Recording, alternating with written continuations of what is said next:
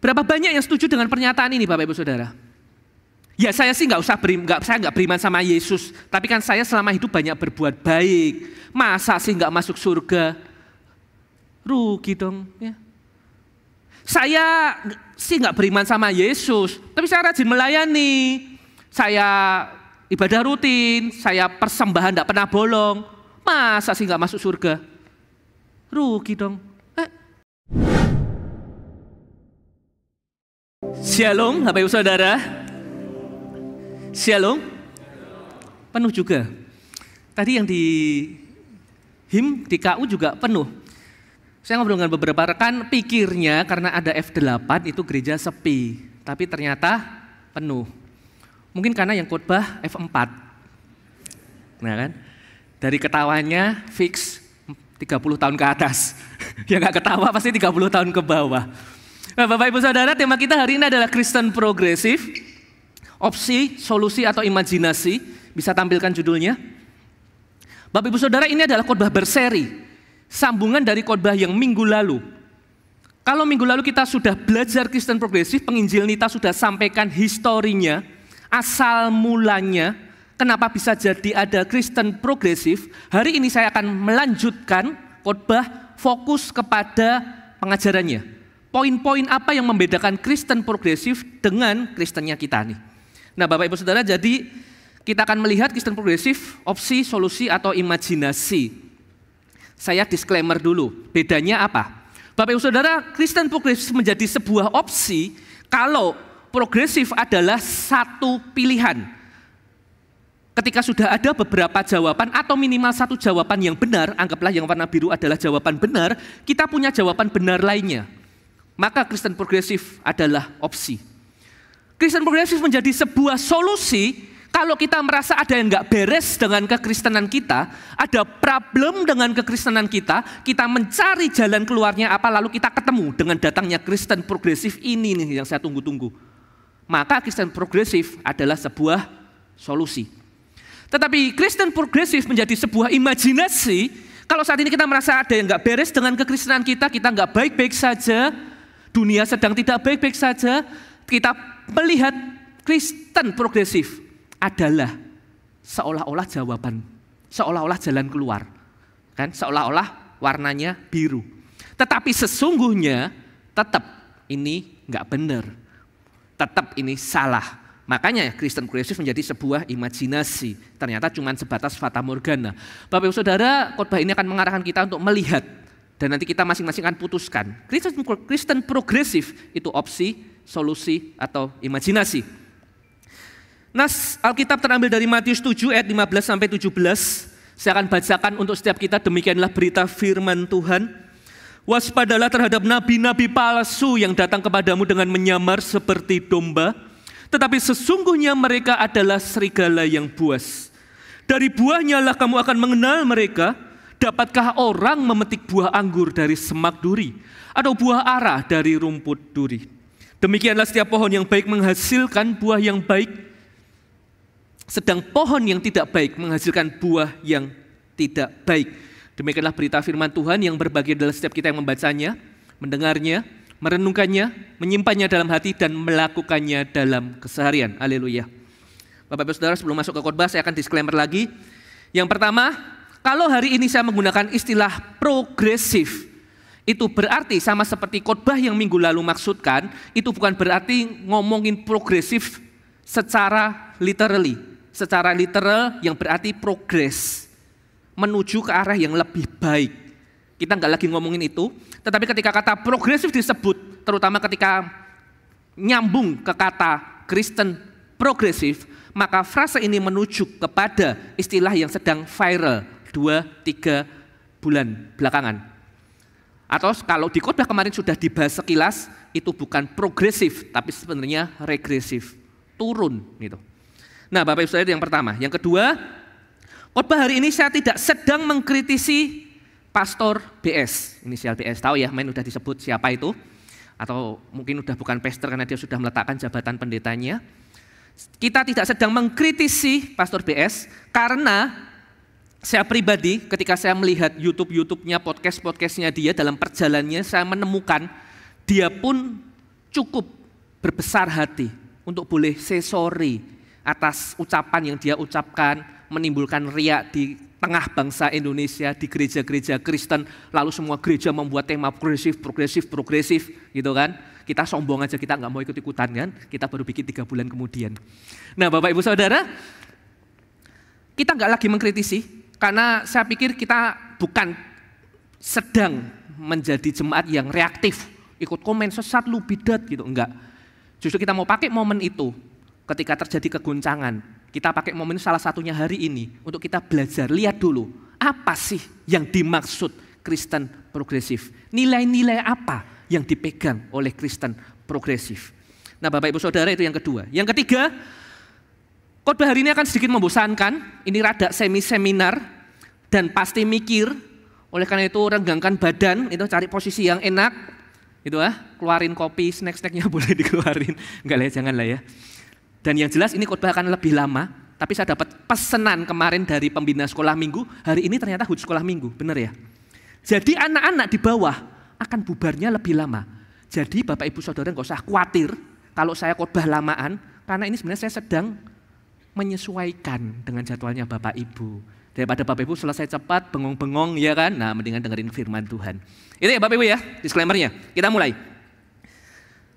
Sudah lama nggak dengar kabarnya Budi Bedu kan? Nah, saya pakai Budi Bedu ya.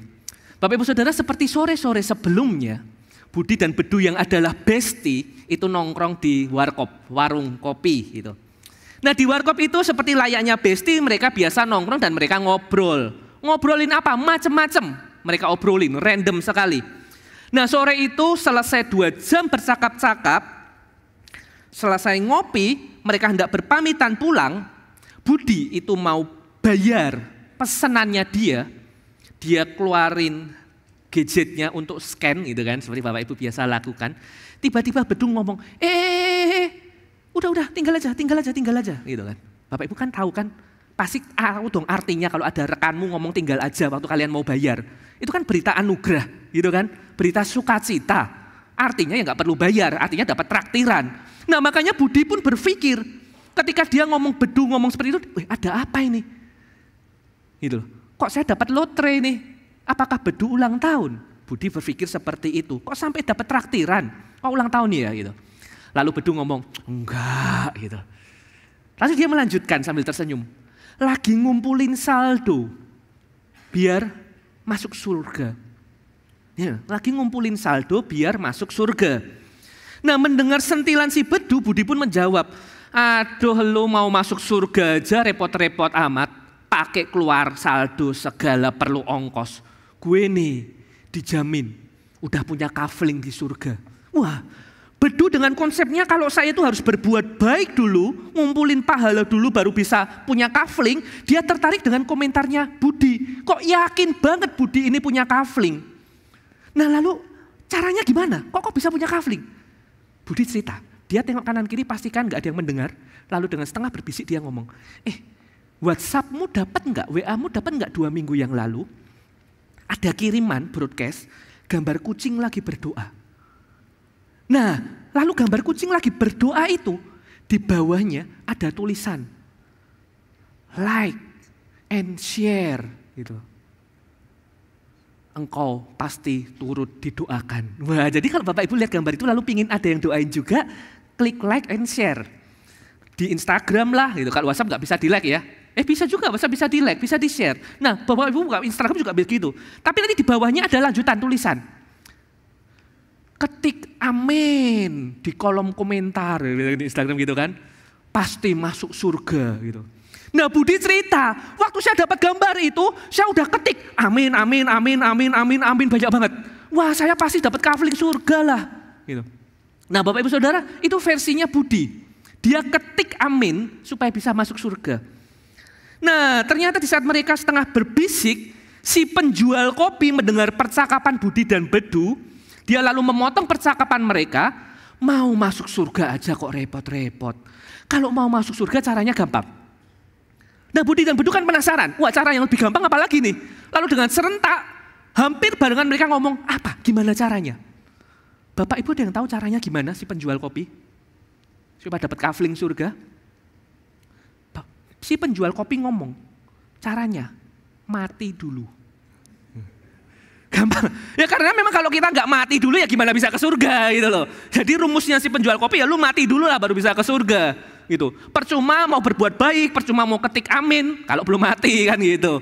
Nah Bapak Ibu Saudara, ketiga orang ini punya jalurnya masing-masing untuk masuk surga. Bedu dengan cara ngumpulin pahala, berbuat baik, traktir teman. Budi dengan ketik amin sebanyak-banyaknya. Si penjual kopi dengan cara mati dulu. Nah, cara yang mana yang manjur Bapak Ibu?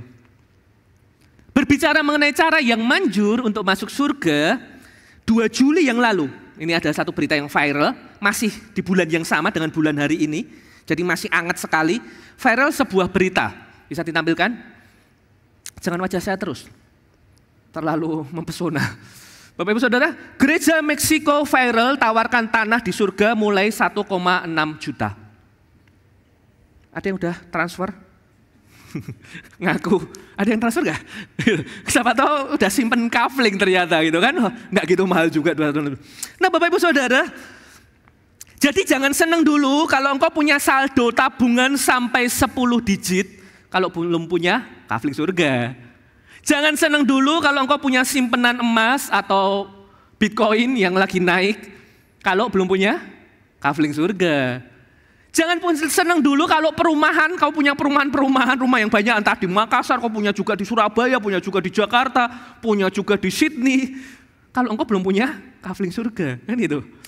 Nah tapi Bapak Ibu Saudara, yang menarik di kolom komentar itu, saya scroll, saya lihat komentar orang-orang yang jualan 1,6 juta ini. Salah satu komentar yang menggelitik hati adalah, udah pede aja beli kafling di surga. Masalahnya, udah yakin belum punya tiket ke surga? Ya benar juga kan? Percuma invest kaflingnya kalau kita aja belum tentu ke surga gitu. Nah Bapak Ibu Saudara, ini kan pertanyaan akhirnya buat kita.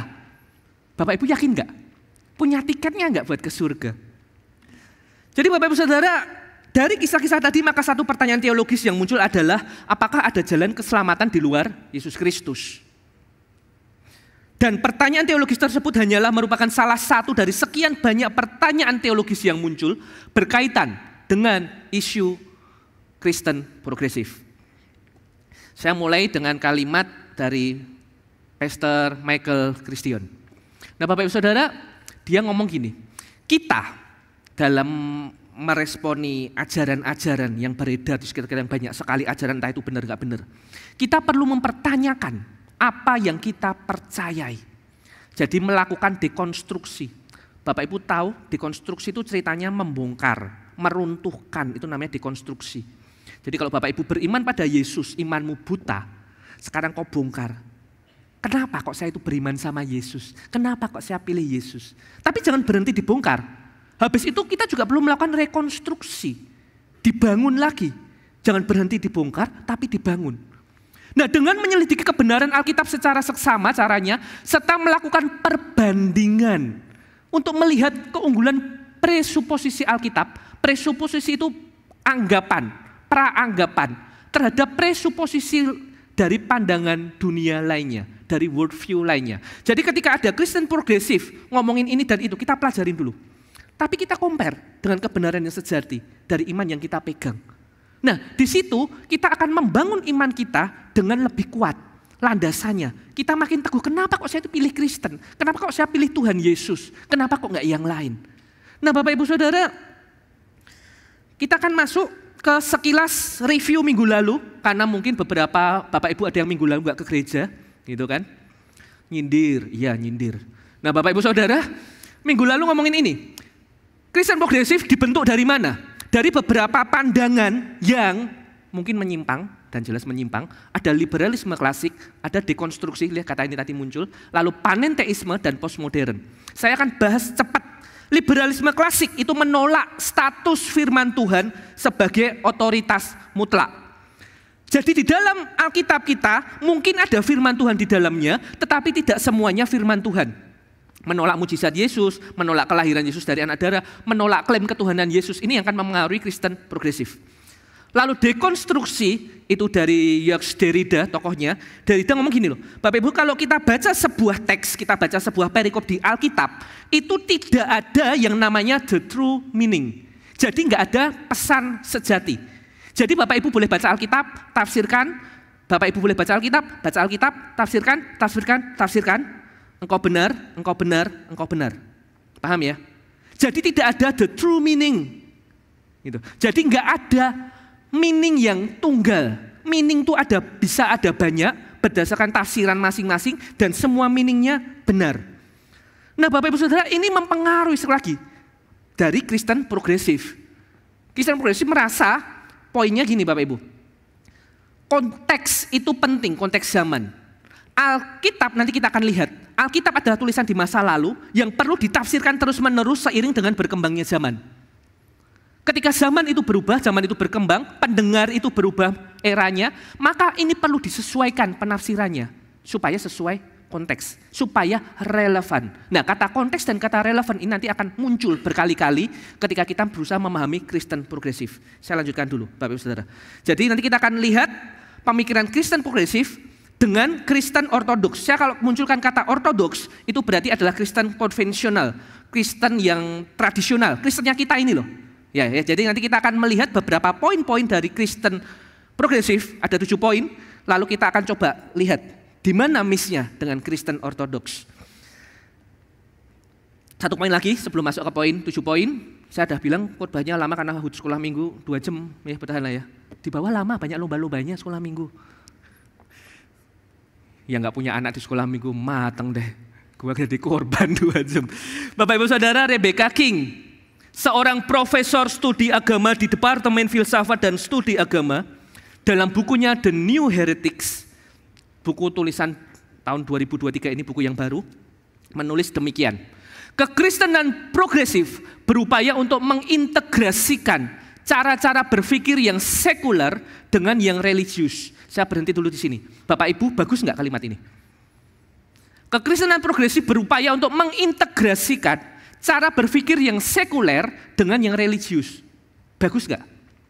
Bagus dong.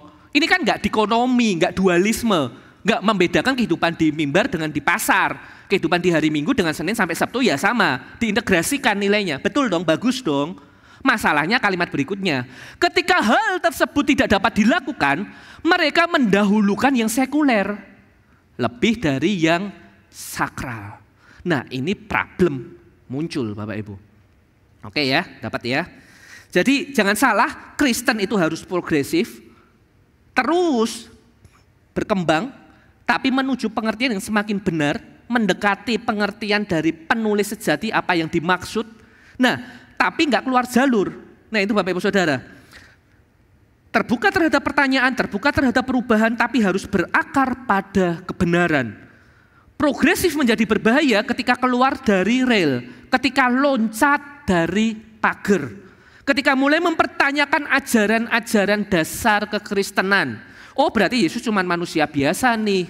Oh Alkitab bisa jadi ada salahnya nih. Lah itu mulai muncul errornya. Nah kita akan melihat errornya di mana aja. 7 poin. Yang pertama, dosa. Bapak Ibu Saudara, progresif, Kristen progresif, dia meredefinisi pengertian dosa asal. Jadi penafsiran ulang dosa asal. Bagi Kristen progresif, nggak ada yang namanya sin nature. Tahu dosa asal itu dosa keturunan dari Adam dan Hawa. Jadi kita lahir ceprot bayi, kita udah punya dosa turunan. Nah itu. Nah progresif tidak mengakui itu. Gitu. Progresif menekankan pada apa? Berkat asal. Dosa asal nggak ada, justru diganti berkat asal, menekankan pada rasa malu, pencarian diri sejati, true self. Jadi orang yang semakin matang, semakin dewasa, semakin beres, dia disebut true self, diri yang sejati. Kalau engkau masih bocah, engkau masih banyak errornya, dia kasih istilah small self. Nah, tahu bedanya ya? Gitu. Jadi bukan soal dosa, tapi soal rasa malu. Impact-nya di mana dampaknya? Dampaknya gini Bapak Ibu, nanti larinya ke moral. Kenapa? Yang penting itu makin dewasa, makin matang, engkau jauh dari rasa malu, engkau juga gak menyebabkan malu. Lakukan hal yang baik. Maka ketenangannya di situ. Perbuatan itu lebih penting daripada iman. Enggak masalah iman apa yang kau pegang, yang penting perbuatanmu baik. Itu Kristen progresif. Jadi kalau Bapak Ibu ingat, di psikologi ada istilah kertas tabula rasa. Kertas yang polosan putih, anggaplah kertas HVS. Bayi lahir ceprot itu seperti kertas tabula rasa, polos. Dia gedenya mau jadi seperti apa, tergantung coretan seperti apa yang diberikan ke kertas itu. Oke? Makanya orang tua akan ngomong yang baik-baik. Anaknya di sekolah yang baik. Anaknya dijaga supaya lingkungan pertemanannya baik. Supaya ketika dia gede, dia jadi pribadi yang baik. Demikian juga sebaliknya yang terjadi. Nah, itu kertas tabula rasa. Nah, ini yang terjadi seperti itu. Kita tuh nggak minus, kita nggak ada dosa asal. Kalau engkau dan saya kan percaya iman kita minus, maka kita nggak bisa selamatin diri kita sendiri. Orang kita minus, semua pikiran kita error, semua usaha kita error, semua niat baik kita error. Kita perlu Tuhan Yesus. Nah, progresif nggak ada dosa asal, netral, kertas polos. Nah, tinggal tulisannya apa, gitu kan? Nah, Bapak Ibu Saudara, ngomongin soal dosa, bukan salah satu problem dosa dari Kristen progresif. Awal 2019, saya kenapa capek ya? Nggak ada es campur. Bapak Ibu Saudara, awal 2019, seorang pendeta Lutheran progresif bernama Nadia Bolz-Weber, gitu ya. Nggak usah lihat tatonya. Nah, Bapak Ibu Saudara, dia menulis sebuah buku tentang seksualitas berjudul Shameless Sexual Reformation. Jadi dia ngomong gini, gagasan seks yang ada di gereja atau yang dibentuk di gereja, satu pria, satu wanita, ini gagasan yang error. Satu pria, satu wanita seumur hidup, itu tidak hanya salah, bahkan juga berbahaya. Gitu. Bagi Nadia, dia ngomong gini, apapun bentuk perkembangan seksual bagi Anda, itulah yang ingin saya lihat terjadi dalam hidup Anda. Karena dalam sebuah relasi, yang penting adalah apa? Duit. Oh bukan ya, ini kalau digerak-gerakin yang penting duit itu. Bukan, yang penting cinta. Love kan kalau foto gini toh, yang penting love. Jadi kalau yang penting love, itu bukan gendernya yang penting. Jadi kalau cowok ketemu cowok, tapi love, itu boleh. Cewek ketemu cewek, tapi love, itu boleh. Nah yang penting itu. Nah itu sexual reformation. Ya nggak malu ya, oke lah, nggak nyebabin malu juga lah, kan gitu kan poinnya kan. Nah Bapak Ibu Saudara, yang penting suka sama suka. Dan pandangan dari Nadia mempengaruhi banyak pikiran bapak-bapak gereja sekarang modern, dan makanya Bapak Ibu bisa dengar banyak gereja melegalkan pernikahan sesama jenis. Beberapa negara melegalkan pernikahan sesama jenis. Gen Z, saya ngobrol dengan banyak Gen Z, mereka lebih mudah accept, walaupun mungkin mereka bukan pelaku, tapi mereka enjoy aja ketika mereka ada teman-teman mereka yang sesama jenis. Beda kan dengan yang Bapak Ibu yang usia 30-40 tahun ke atas, kan reaksinya kencang sekali, tajam sekali ketika mendengar sesama jenis. Ya kan? Tapi ini, zaman sekarang, lihat sekali lagi, progresif hebatnya apa? Dia menangkap warna zaman. Dia bisa masuk di sana. Bagi zaman Gen Z, bagi kebutuhan zaman sekarang, progresif itu relate. Progresif itu relevan. Nah, perhatikan ini ya Bapak Ibu ya. Oke, saya lanjut. Penebusan. Nah Bapak Ibu Saudara, karena nggak ada dosa asal, maka pasti nggak ada yang namanya penebusan gitu. Kemarin di minggu yang lalu, penginjil Nita sudah ngomong bahwa penebusan itu adalah suatu pelecehan anak. Gitu kan, dia ngomong gitu kan, satu pelecehan anak ilahi itu. Jadi bapak mana sih, Bapak Ibu kan punya anak. Masa sih mau korbankan anaknya, salibkan anaknya, apalagi anakmu tuh nggak salah. Kok haus darah banget sih? Bapak macam apa? Nah makanya progresif mempertanyakan ini. Dan yang jelas selain mempertanyakan ya memang karena mereka nggak ada konsep. Buat apa ada penebusan, orang nggak ada dosa kok. Jadi yang namanya penal substitution itu nggak ada, atonement nggak ada. Penebusan itu nggak ada, itu pelecehan anak. Nah mereka lalu meredefinisi bukan hanya dosa, tapi meredefinisi penebusan. Bapak Ibu Saudara, bahasa Inggrisnya penebusan kan atonement. Kita tahu konsep itu ya, konsep teologi ya. Atonement itu penebusan, bahwa kita nggak bisa selamatkan diri kita sendiri, kita perlu substitusi, perlu Tuhan Yesus yang menggantikan kita supaya kita selamat. Kita nggak bisa selamatkan diri kita sendiri. Nah Bapak Ibu Saudara, progresif meredefinisi menjadi at one man. Lihat ya, mereka main kata di sana. Menjadi satu dengan. Jadi ketika proses salib itu terjadi, itu bukan ngomongin hutang dosa yang dibayar. Orang nggak minus, nggak ada hutang dosa kok. Tapi itu hanya satu teladan. dari Tuhan Yesus. Teladan bagaimana menunjukkan kasih, berkorban. Dan itu satu momen yang akan dipakai orang Kristen untuk dekat dengan Tuhannya, menyembah Tuhannya. Karena baik Tuhan Yesus, gitu. Memberikan teladan yang baik, mengikuti. Gitu. Nah Bapak Ibu Saudara, ini yang disampaikan oleh Richard Rohr. Lalu lanjut, kebangkitan.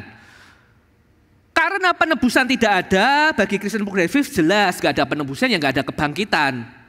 Bahkan mereka mempertanyakan peristiwa kebangkitan Yesus sebagai satu fakta sejarah. Jadi mereka melakukan demitologi. Satu fakta lalu dijadikan seolah-olah itu mitos. Dijadikan mitos. Kebangkitan ada. Oh kebangkitan itu secara fakta sebenarnya nggak ada. Tapi itu dikarang, itu dibentuk sebagai sebuah cerita supaya apa? Supaya pengikut Kristen di era modern itu mereka bisa menyembah Yesus. Karena ini something special. Tapi dia manusia sebenarnya. Dia bukan Tuhan. Gitu. Tapi cerita ini dibiarkan tersebar. Supaya kita punya objek untuk disembah. Ya. Padahal itu hanya metafora. Bapak Ibu Saudara, lalu kita lihat poin keempat. Surga, neraka, dan penghakiman akhir. Karena nggak ada dosa, ya jelas nggak ada neraka. Nah, saya nggak tahu ini berita anugerah apa enggak. Saudara mulai tertarik pindah progresif, bebas dari neraka. Nadia yang tadi. Sorry ya kalau di gereja ada namanya Nadia, ada beberapa Nadia saya tahu. Ini yang Bolsweber, yang tatoan. Ada juga yang tatoan. Nah Bapak Ibu Saudara, dia ngomong gini, saya akui bahwa saya adalah seorang universalis kristosentrik. Klik gambar berikutnya. Yes. Nah tahu ya, kristosentrik ini kan kata yang bagus. Christ center, kristosentrik, ini bagus dong. Tapi lihat, dia kasih satu kata tambahan di sana, universalis. Universal. Apa artinya? Apa artinya itu bagi saya adalah bahwa apapun yang Tuhan Yesus capai, terutama di kayu salib, peristiwa kristologis itu, dia bilang peristiwa kristologis, adalah untuk pemulihan dan penebusan dan rekonsiliasi, perhatikan ini, semua hal, dan semua orang, dan semua ciptaan. Jadi keselamatan itu milik semua orang. Gak peduli agamanya apa. Gak peduli percaya Yesus apa enggak, semua. Makanya BS tadi ngomong sama Habib Tit itu kan, dia ngomong engkau juga anaknya Yesus. Tuhan Yesus juga sayang sama kamu. Nah karena itu memang pandangan progresif. Jadi agamanya apapun, nggak usah percaya Yesus, ya memang selamat. Gitu. Tuhan Yesus sayang. Gitu. Nah Bapak Ibu Saudara, kita lanjut ke poin berikutnya. Soteriologi, konsep keselamatannya. Pertanyaan yang muncul dari progresif adalah, apakah keselamatan itu inklusif atau eksklusif? Inklusif itu berarti merangkul semuanya, eksklusif itu hanya milik tertentu. Pertanyaannya inklusif atau eksklusif? Apa jawab Bapak Ibu? Keselamatannya inklusif, keselamatan untuk semua orang. Tetapi jalannya itu eksklusif.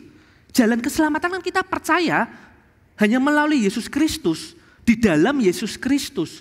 Nggak bisa lewat ngumpulin pahala tadi, nggak bisa ngetik amin di kolom komentar, nggak bisa beli 1,6 juta, hanya melalui di dalam Yesus. Keselamatannya eksklusif.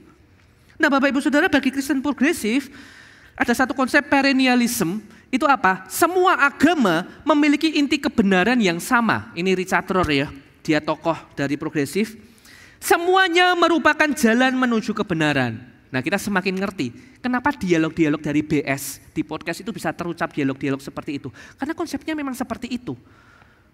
Kalau baik masa nggak masuk surga sih? Gitu. Saya nggak percaya Tuhan yang saya sembah itu tega membiarkan orang sebaik Habib Tit itu kan masuk neraka. Kalau sampai ada Tuhan yang seperti itu teganya, saya nggak mau sembah Tuhan itu. Dia kan ngomong itu. Karena konsepnya memang semua agama sama.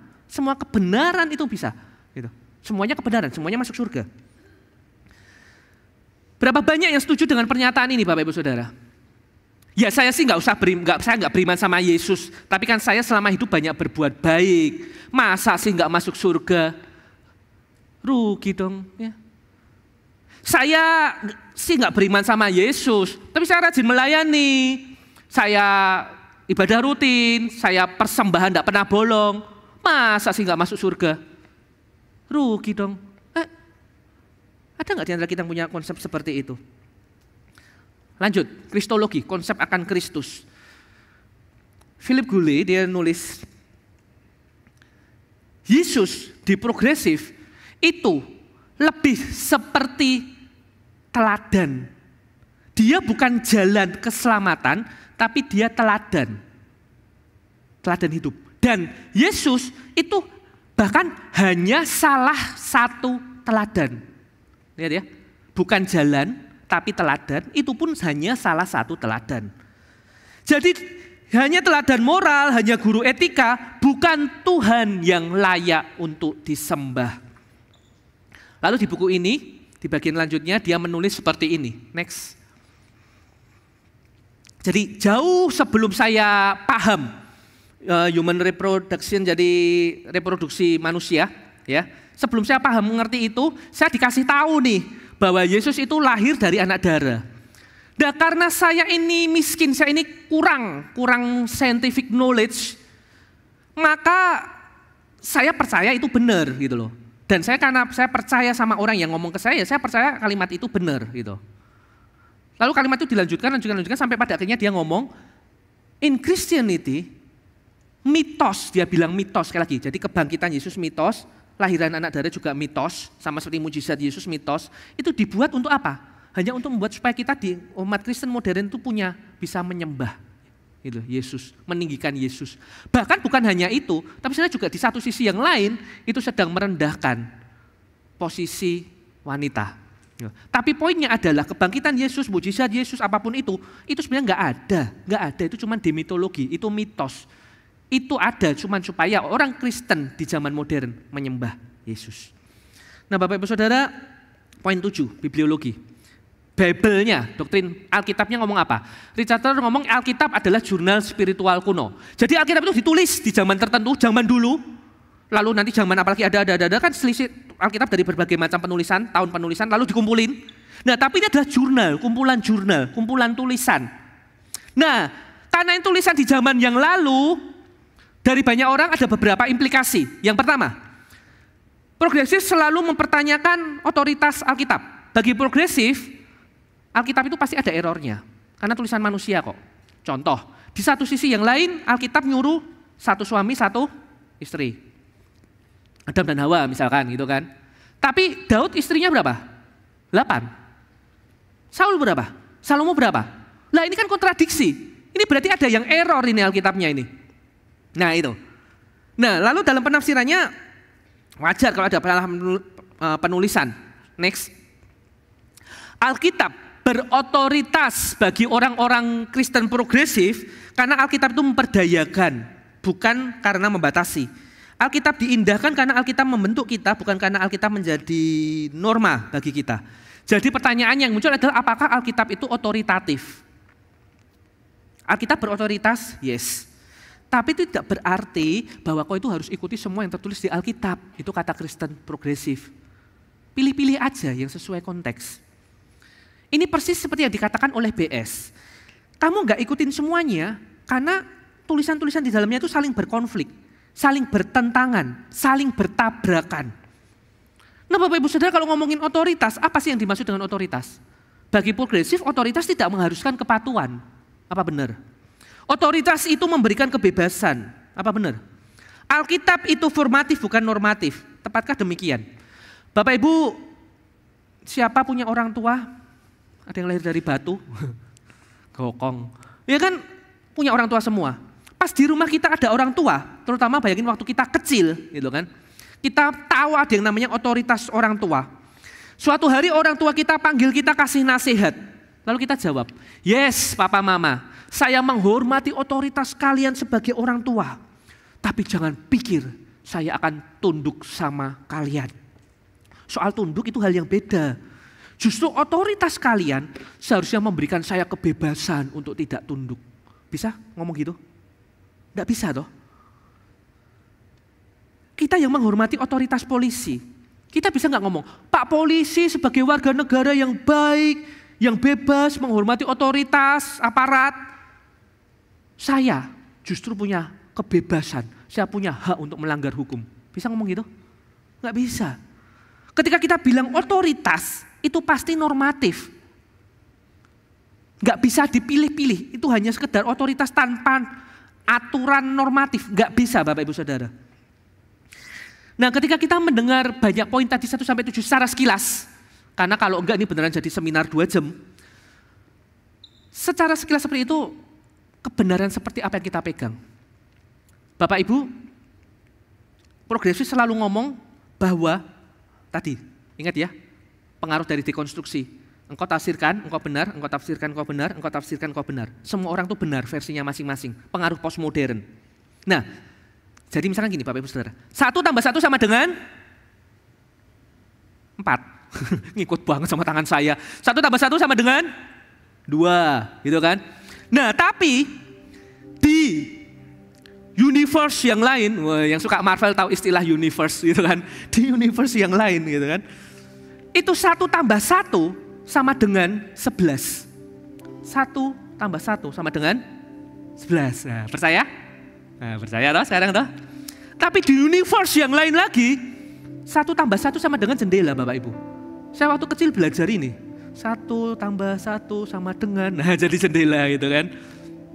Jadi 1 sama dengan 1 enggak selalu 2. Bisa jadi 11, bisa jadi jendela. Itu semuanya benar. Nah apakah benar seperti itu?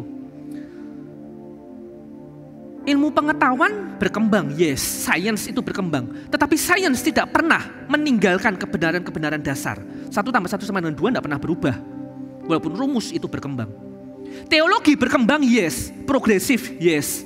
Tetapi kebenaran dasar, konsep teologi dasar, doktrin-doktrin dasar nggak pernah berubah. Jadi kalau engkau berkembang tapi engkau merubah, engkau berlawanan dengan yang dasar ini, engkau bukan progresif, engkau regresif. Hari ini kita udah mulai mendengar seperti apa nih Kristen progresif. Lalu gunanya apa? Dengerin Pak Roni ngomong buat apa? Sekedar ngerti, oh ya udah saya bukan Kristen progresif, syukurlah. Yes, amin, selesai. Apakah hanya berhenti di situ? Saya pikir kan bukan hanya untuk itu kita dengar khotbah. Tapi bagaimana kita berimpact pada dunia sekitar kita, minimal sekitar kita. Apa implikasinya dalam keseharian kita? Saya bagi ini menjadi 2 bagian. Yang pertama, jemaat golongan Kristen progresif dengan Kristen ortodoks. Karena saya cukup yakin, jelek banget ya kalimatnya, cukup yakin, nggak semua di auditorium ini Kristen progresif, Kristen ortodoks. Walaupun saya tentu berharap Bapak Ibu semuanya Kristen ortodoks dong, tapi mungkin ada di antara Bapak Ibu yang saat ini sedang duduk, posisinya adalah Kristen progresif. Atau ada di antara Bapak Ibu yang saat ini sedang duduk, posisinya sedang goyang, menggumulkan. Wah kayaknya Kristen progresif ini kok viral apa ya? Menarik nih kayaknya nih. Gitu. Nah saya bagi aplikasinya jadi 2 ini. Yang pertama, Bapak Ibu yang ada di posisi Kristen progresif. Saya tahu ini bukan momen yang mudah. Karena kalau Bapak Ibu lihat media sosial, banyak cercaan gitu kan. BS sesat, pengikutnya sesat, bidat, ini. Atau mungkin Bapak Ibu karena ada di posisi itu sekarang atau sedang mengumpulkan, Bapak Ibu sudah kehilangan teman ketika sedang berbagi. Baru bergumul, pingin tukar pikiran, cari kebenaran sejati, malah ditinggalkan teman, ditinggalkan komunitas. Akhirnya jadi apa? Luka. Bapak Ibu Saudara, kalau engkau di posisi itu, engkau yang sedang dalam perasaan tersakiti, berdamailah dahulu. Jangan melangkah dengan perasaan tersakiti karena akan menghasilkan luka-luka yang berikutnya. Percayalah momen ini dipakai Tuhan. Izinkan Roh Kudus berbicara pada hatimu. Kalau engkau mendengar kebenaran yang sejati, hari ini saya nggak bicara banyak soal Injil sejatinya, karena kita lagi temanya progresif. Tapi mimbar demi mimbar banyak bicara Injil yang sejati. Jangan keraskan hatimu. Dan saya percaya Roh Kudus bicara. Roh Kudus say something. Pribadinya terbuka untuk dikenal. Sekarang yang kedua Bapak Ibu. Bapak Ibu yang di posisi Kristen ortodoks, yang konservatif, yang tradisional ini, yang kau dan saya harusnya sekarang ini sehari-hari. Sesuai dengan disclaimer saya di awal khotbah tadi, saya percaya orang-orang yang berada di posisi Kristen progresif itu adalah orang-orang yang juga sedang mencari kebenaran yang sejati. Bedanya cuma kau dan saya sama-sama berdosa, cuma lebih duluan ketemu Injil sejati aja. Mereka masih dalam proses mencari. Pertanyaannya, bagaimana jika, what if, ada anggota keluarga kita, ada anak kita yang saat ini, cucu kita, ngikut Kristen progresif atau tertarik dengan Kristen progresif. Apa yang bisa kita lakukan? Kalau saya Saya kok percaya bahwa apa yang terjadi selama 2 bulan, 3 bulan terakhir di Indonesia, yang beriak, mengguncang Indonesia. Apa yang sempat viral berkaitan dengan Kristen progresif, itu Tuhan dalam otoritasnya, Tuhan izinkan itu terjadi. Dan melalui permasalahan yang ada, apa kata Tuhan? Tuhan turut bekerja. Apalagi kata Tuhan, Tuhan sanggup datangkan kebaikan atas segala chaos, kekacauan yang jadi itu. Contoh hari ini, minimal kan Bapak Ibu dan saya, dengan adanya Kristen progresif yang viral, kita minimal jadi nyadar, mesti belajar lagi nih. Iya kan? Saya waktu persiapan khotbah ini aja, saya kan mau gak mau harus belajar, baca buku lagi, dengerin ini dan itu lagi. Nah Bapak Ibu Saudara, akhirnya apa? Kita jadi makin mahir dalam beberapa artikulasi, vocabulary kekristenan. Hari ini kita bahas beberapa artikulasi keselamatan, artikulasi penebusan, artikulasi kebenaran, ya kan? Kita jadi mulai familiar telinga kita. Apa sih? Padahal seharusnya kita ngerti itu sebagai anaknya Tuhan. Saya pikir ini momen yang baik. Biarlah setiap kita yang memeluk iman Kristen, percaya sama Tuhan Yesus, itu gak cinta buta. Gitu. Bapak Ibu punya pasangan, kan indah kalau cintanya tuh gak cinta buta. Cinta sama aku, cinta itu pasangan sih seneng. Tapi kenapa cinta? Ya pokoknya cinta. Kan beda dengan cinta yang kita tuh sadar penuh. Ketika engkau memilih menikahi dia, pasti kau comparing dengan banyak wanita dulu sebelumnya. Engkau menikahi dia, kau comparing dengan banyak pria dulu sebelumnya. Lalu kau pilih dia. Itu kan bukan tutup mata cap cip cup gitu kan. Cap cip cup, apa sih? Kembang kuncup. Nah itu kan. Enggak dong. Pasti kau sadar memilih. Engkau yang pacaran juga sama. Dari sekian banyak PDKT, kenapa pilihnya dia? Engkau compare. Engkau pilih. Enggak cinta buta. Nah pertanyaan Bapak Ibu Saudara, jangan-jangan ini momen yang Tuhan izinkan, Tuhan pakai supaya kita tuh gak cinta buta sama dia. Kita belajar, kita cari tahu, akhirnya kita dapat sikapi dengan baik. Kita dapat menjelaskan kepada anak-anak kita, pada cucu-cucu kita, pada teman-teman kita dengan lebih baik. Tadi di HIM saya ngomong gini, di HIM karena kebanyakan senior, di sini juga ada. Saya juga ngomong sama rekan-rekan yang senior, pada orang tua. Jangan tersinggung kalau saya pakai kata tua, karena nanti compare-nya muda. Kalau senior sama muda kan enggak pas, ya kan? Senior ya junior, tua ya muda, ya enggak usah tersinggung. Bapak Ibu, engkau yang saat ini tua, engkau yang orang tua, usia 40, 50 ke atas. Kita nih kan punya, kok kita sih, saya belum saya. Kita kan punya anugerah.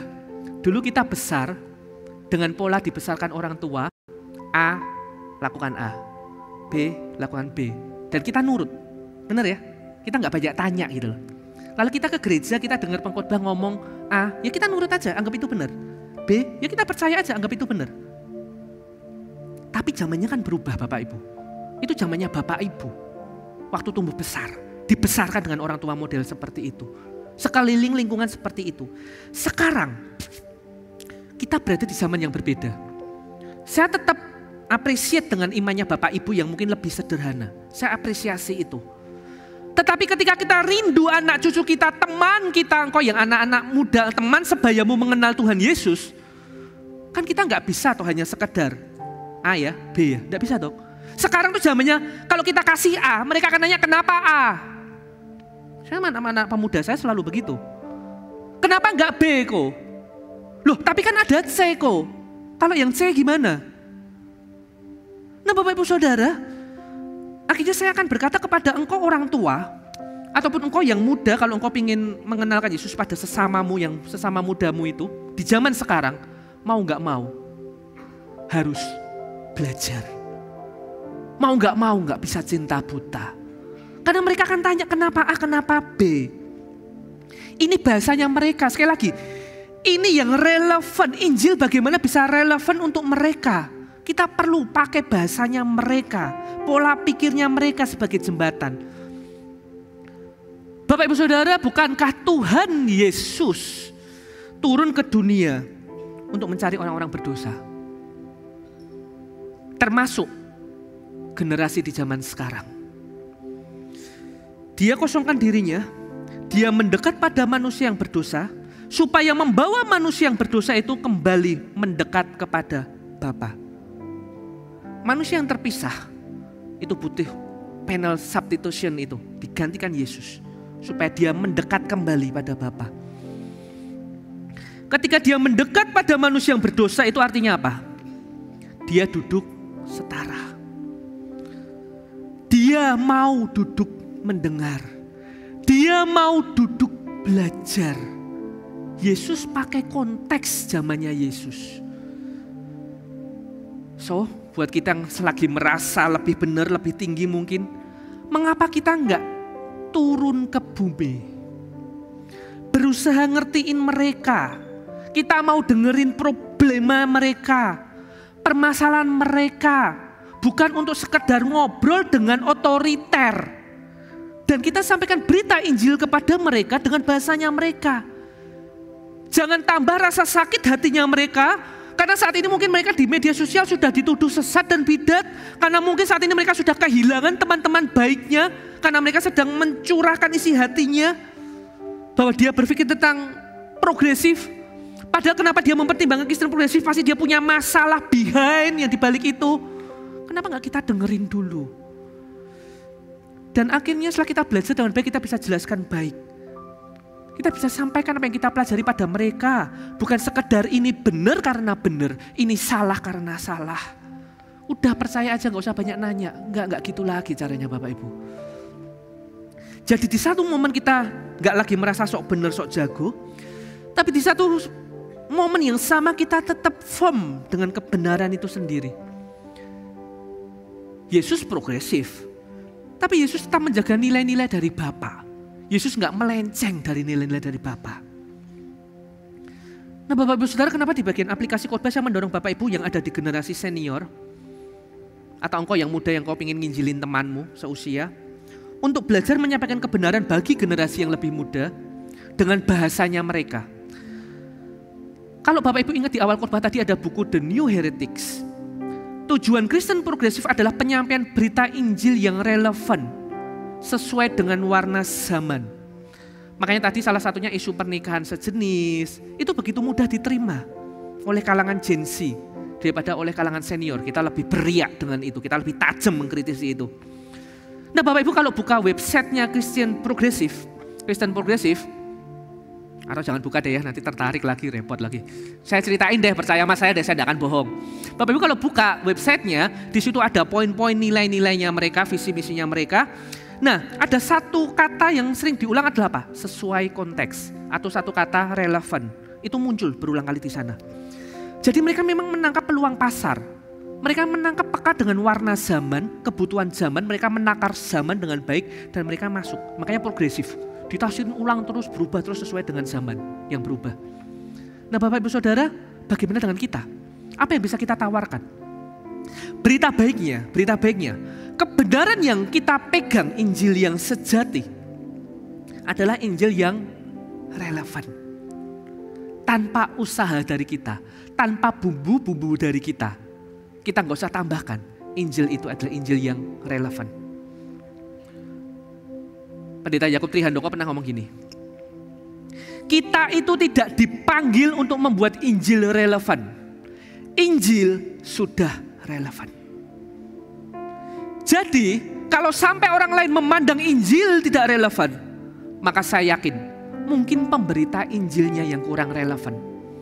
Pemberita Injilnya kurang fasih dalam menyampaikan Injil, dalam menakar zaman dan menyampaikan Injil sesuai warna zaman. Ini bukan cuma ngomongin hamba Tuhan, ini mungkin majelis, diaken, pengurus komisi, guru sekolah minggu, atau engkau sebagai orang tua di rumah yang mendidik anakmu kebenaran, mengenalkan kebenaran pada anggota keluargamu. Injil itu terlalu kuat untuk dikalahkan oleh budaya populer, bahkan apa yang ada sekarang, begitu banyaknya ajaran termasuk Kristen progresif. Injil yang sejati terlalu kuat untuk dikalahkan oleh opini-opini yang beredar. Ini berita anugerah untuk setiap kita Bapak Ibu Saudara. Injil itu kuat, powerful. Saya tutup dengan berita anugerah karena Injil. Maka hari ini kita dapat memahami bahwa setiap kita itu gak lepas dari dosa. Kita semua punya dosa asal. Dan kita butuh kasih anugerah Tuhan. Dan puji Tuhan, itu yang diberikan. Itu yang ditawarkan pada kita melalui Yesus Kristus. Karena Injil kita dapat berhenti dari usaha menambah saldo kebaikan dan memupuk citra diri. Gak perlu lagi ngumpulin pahala, gak perlu lagi ngetik amin di kolom komentar, gak perlu lagi 1,6 juta transfer. Kenapa? Semuanya sia-sia. Bukan itu jaminan keselamatanmu. Tapi letakkan pada Yesus, iman kepada pribadi Yesus Kristus yang mati buatmu. Dan karena Injil maka kita dapat mengerti bahwa keselamatan sejati hanya diperoleh di dalam iman kepada Yesus Kristus. Khotbah hari ini semoga meneguhkan setiap kita. Mengimani Yesus, cinta sama Yesus itu next level, next step lagi. Enggak buta-butaan lagi. Tapi kenal dengan benar. Dan setiap pengenalan yang benar itu membuat kita jatuh cinta makin dalam dan makin dalam. Sehingga kita goyangan-goyangan itu ada. Tawaran-tawaran ajaran yang lain itu berseliweran di sekitar kita. Kita dengan firm pegang iman Kristen, pegang pribadi Yesus Kristus. Bukan hanya karena tutup mata. Ini dari kecil imanku. Kata guru sekolah mingguku gini. Ini dari papa mama. Yang penting pokoknya. Enggak, bukan karena itu. Tapi kita memang lakukan dekonstruksi. Kita runtuhkan, kita bongkar, kita tata ulang. Setelah dekonstruksi kita lakukan rekonstruksi. Itu yang kita lakukan siang hari ini, kita bangun iman kita. Dan saya berharap Bapak Ibu Saudara terus lakukan itu di rumah. Rekonstruksi imanmu. Sehingga imanmu menjadi satu bangunan yang kuat. Yang ketika angin bertiup, gak mudah goyah lagi.